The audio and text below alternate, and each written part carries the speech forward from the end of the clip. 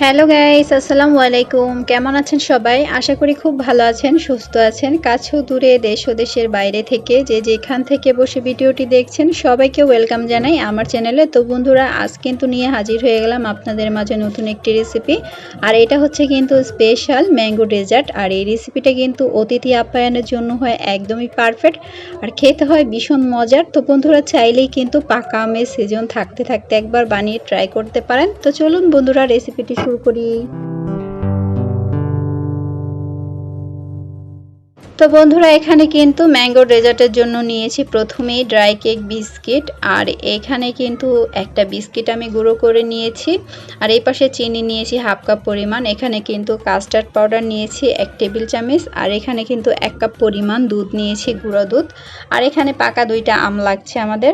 আর এই তো এখন চলে আসলাম চুলায়, একটা প্যান বসিয়ে দিলাম। আর এখানে কিন্তু দিয়ে দিচ্ছি খাবার পানি 1 লিটার পরিমাণ। আর অবশ্যই কিন্তু খাবার পানিটা ব্যবহার করার চেষ্টা করবেন। আর এই তো এখন দিয়ে দিচ্ছি সেই দুধটা। তো এখানে কিন্তু গুঁড়ো দুধটাই লাগবে। আর এই তো এখন কিন্তু খুব ভালো করে স্পেশালের সাহায্যে মিশিয়ে নিচ্ছি। আর এই তো এখানে কিন্তু দিয়ে দিচ্ছি এখন 1 টেবিল চামচ চিনি। তো চিনিটা কিন্তু আমি পরে আবারও অ্যাড করে নেব। আর এখানে কিন্তু হালকা যখন গরম হয়ে আসবে তখন কিন্তু আমি এখান থেকে এখন দুধটা উঠিয়ে রাখবো।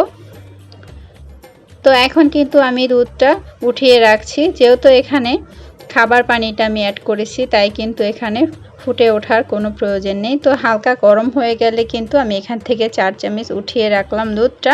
আর এই দুধটা কিন্তু আমাদের কাজে লাগবে, তো আপনারা সাথেই থাকুন, দেখতে পারবেন। তো এখানে কিন্তু যে বাকি চিনিটা রয়েছিল, তো চিনিটাকে কিন্তু আমি এখানে অ্যাড করে দিলাম। আর এখন কিন্তু বলক এসে গেছে দুধটা। আর এখন আমি যে কাস্টার্ড পাউডারটা নর্মাল পানি দিয়ে কিন্তু গুলিয়ে দিয়ে দিব।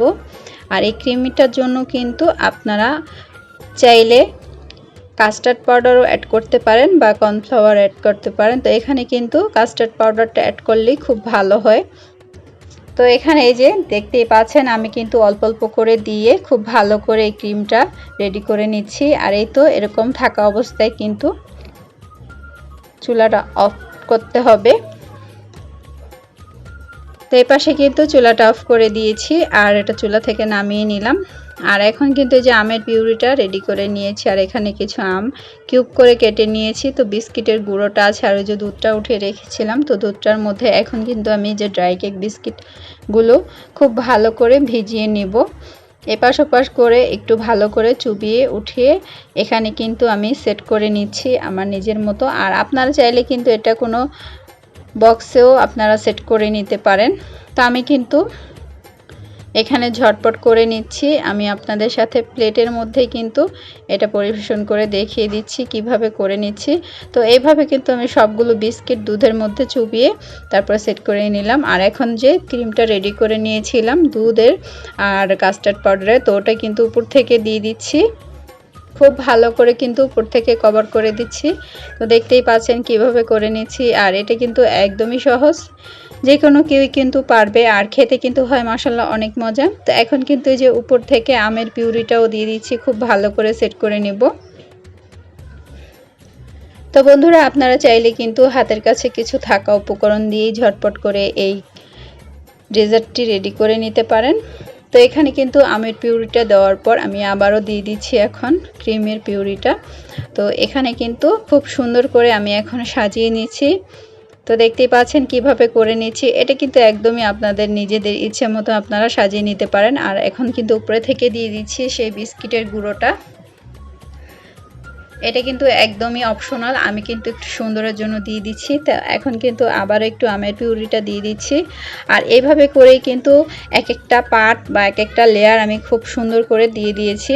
আর এই তো একটু সাজিয়ে নিলাম। তো এখন কিন্তু সব শেষে দিয়ে দিব যে পাকা আমটা কেটে রেখেছিলাম কিউব করে, তো ওটা কিন্তু একটু দিয়ে দিচ্ছি। আর এটা কিন্তু খাবার সময় মুখে পড়লে খুব ভালোই লাগে। তো এখানে কিন্তু এভাবে করে আমি সাজিয়ে নিলাম একটু।